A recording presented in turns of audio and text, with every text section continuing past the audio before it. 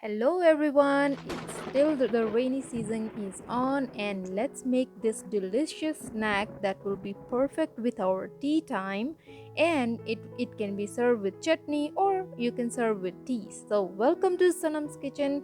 If you're new to my channel, please don't forget to subscribe and hit that bell icon so that you get notified first. And if you find this video helpful, please don't forget to hit that like button. So we're going to start making the vada by taking the Handva flour. So I have taken 1.5 cups of Handva flour with 1/3 cup of yogurt.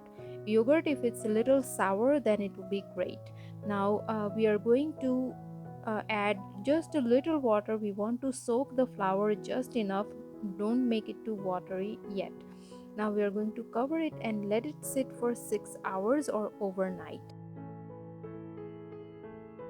6 hours has been passed. Now the dough has soaked all the water, and now I'm going to add some spices like turmeric powder, red chili powder, and dhania jeera powder.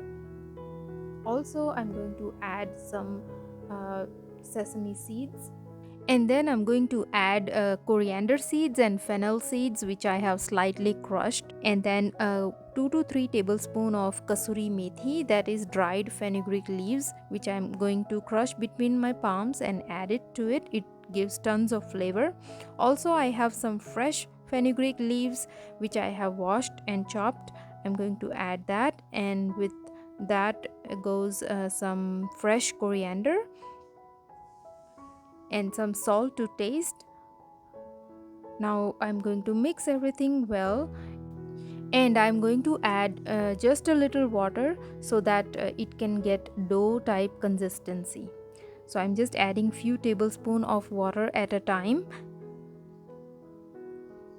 So now that I have mixed it, I'm going to add some grated ginger, about 1 tablespoon, and green chili paste as per your taste. I'm going to make it chatpata, so I'm going to add half a tablespoon of sugar. It is completely optional, but the sourness it goes really well with the sugar, so it will be like sweet, savory, sour chatpata vada. Now I'm going to add baking soda, just a pinch of baking soda, or you can also use papad khar. Now I'm going to mix everything well. Now you can check the consistency, it's not too runny and it's not very stiff, so just enough that you can shape the vadas. So here I'm going to take a portion like a small ball, and here I have a plastic sheet like a ziploc bag, or you can also make the vadas on the cloth. So just like this, so it will be easy to remove and then fry it. So my oil is heating up. I'm going to fry into the medium hot oil until it's golden brown. Fry it until it's nice and golden, and it takes like 2 to 3 minutes to get nice and golden. See how beautiful the color looks, and the aroma is amazing. Serve them.